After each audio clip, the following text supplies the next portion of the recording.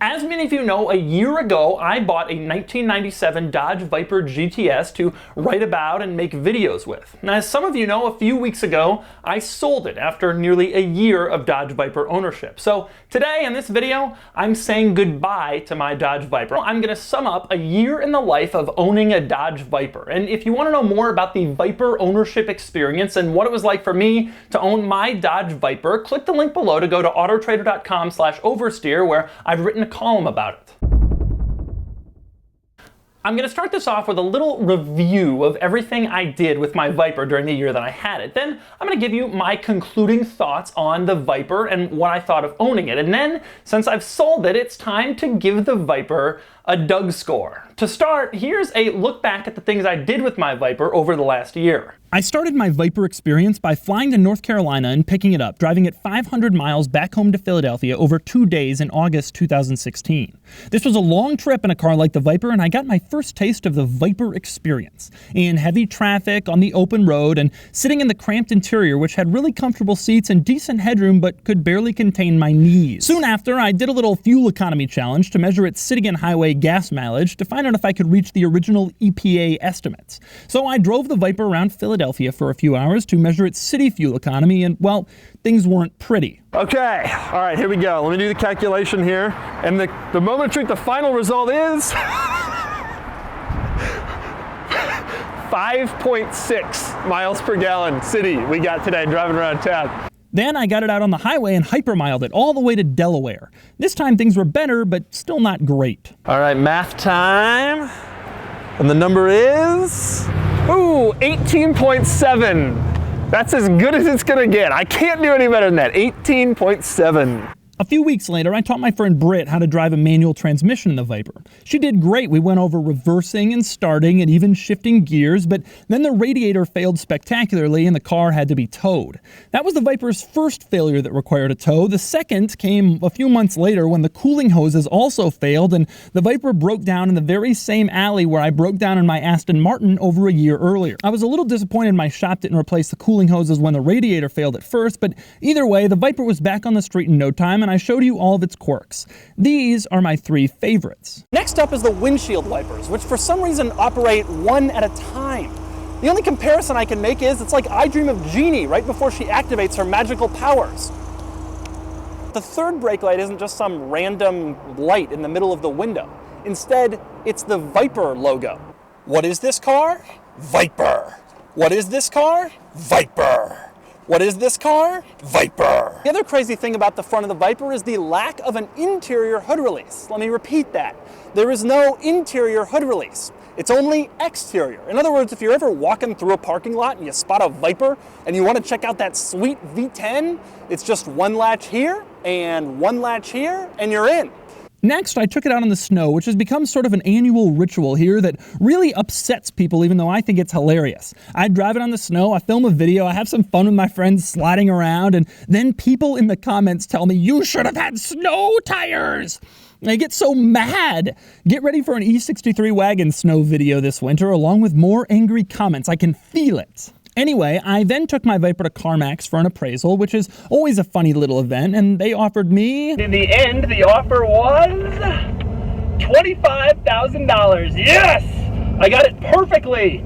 Do I know my CarMax wholesale trade-in appraisal process or what? Not so good, especially considering I later sold it for $33,500 on Bring a Trailer, which equates to $35,000 with the buyer's premium.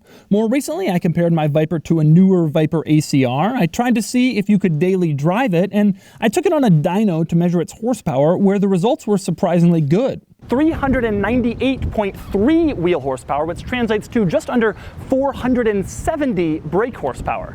Not bad. It was an eventful year, but what did I think of owning a Dodge Viper? Actually, I liked it a lot. You told me to buy the Dodge Viper, and I listened to you. I went out and got it, even though I was a little bit nervous, honestly. I wasn't really sure if I would enjoy the Viper ownership experience, but in the end, I found there to be a lot of benefits, and of course, a few drawbacks. One of the main benefits is the cost. I paid something like $36,000 for my Viper, which just really isn't all that much in the grand scheme of things when you consider how cool it is and how unique and how special it is. The drawback to that low price, of course, is that it kind of felt cheap. The interior especially is really cheap. There's big panel gaps everywhere and stuff squeaks and creaks and rattles. It is certainly not a European sports car when it comes to build quality. But another benefit was the fact that, yeah, it was cheap, but stuff was also cheap to replace. When my Viper broke down, when I had parts that I needed to get, everything was surprisingly inexpensive, both to buy the part and to pay for the labor to get it done. It just isn't that hard to work on. Which leads me to my next drawback, namely the fact that it breaks. For me, it broke twice, as you saw, which was a little bit disappointing. A lot of the Viper owners say that it's a pretty reliable car, and I have to admit, it is reasonably reliable as exotics go, but I didn't feel that when I was sitting on the side of the road those 2 times waiting for the tow truck. Another benefit, the Viper is so cool looking. I had models of this car when I was a kid. I had posters of Vipers. I mean, and then you have it in real life, and it's just awesome looking. Another drawback is the fact that it's kind of rumbly and loud. You start it up, it shakes at stoplights. It certainly isn't the smoothest car around, and it certainly isn't the most comfortable. But with that said, one more benefit is it's fun. It's no nonsense. You get in the car and you turn the key and yeah, it rumbles and it's loud and stuff is squeaking and creaking, but the truth is you didn't expect anything differently. The Viper doesn't make any excuses for what it is. You know going in that you're gonna have a car that's loud, a car that might kill you, a car that isn't gonna be the best construction, best put together, but that's kind of what's cool about it, and that's why you buy it. Nobody goes into the Viper ownership experience thinking that you're gonna get a Porsche. In the end, that was one of the main reasons I liked it. Even though I'm more into European sports cars, stable feel, solid driving experience, well put together interiors, I liked how straightforward the Viper was. You knew what you were getting, and that's what you were getting. I loved how it looked, and I loved that everybody on the street reacted to it in a positive way. You drive around a Ferrari and people think you're a jerk. You drive around in a Viper and everybody's giving you a thumbs up. I also loved the value proposition the Viper offers. I mean, $35,000 for basically an exotic car that everybody's gonna stare at, and the performance to go along with it, that's pretty cool. But on the flip side, I also found the Viper to be really uncomfortable. It was hard for me to fit inside, especially with my knee. The ride quality is just terrible. It is absolutely not a car if you live in a city or really anywhere near a city. I also didn't like how cheaply built it was. The benefit is that it's straightforward and cool and it rumbles and you get all that, but the downside is that it just doesn't feel that nice inside, which may have contributed to the reliability problems I had. It just is kind of cheaply built. Anyway, there are obviously pros and cons, but now it's time to get to the ultimate Viper conclusion. I'm gonna give it a Doug score. Starting with the weekend categories and styling, you're nuts if you don't think this thing looks cool, especially in blue with the white stripes, and it easily earns a 7 out of 10. Acceleration is impressive, 0 to 60 in 4.2 seconds, giving it a 7 out of 10. Handling is good, but I never thought it was great. Too much weight in the front, and the steering isn't direct or precise enough. It gets a 6 out of 10. Cool factor is high. It's much cooler than the average car with that huge wide front hood and those iconic colors, but still it's no Ferrari or Lamborghini, and it once again gets a 7 out of 10. Importance, it's a relatively significant car, and I suspect these will be pretty valuable one day, but right now it's not quite in the upper echelons and manages a 7 out of 10, if only for the defining high-performance American cars in the 1990s. Total it all up, and the weekend score is 34 out of 50. Next, on to the daily score. Starting with features and equipment, the Viper has a radio and keyless entry, not bad, but it doesn't even have power mirrors or basically any other modern feature, so it earns a 3 out of 10. Luxury measures comfort, and saying the Viper is uncomfortable would be an understatement. It probably deserves a 2 here, but I loved its comfortable leather seats, which brings it up to a 3 out of 10.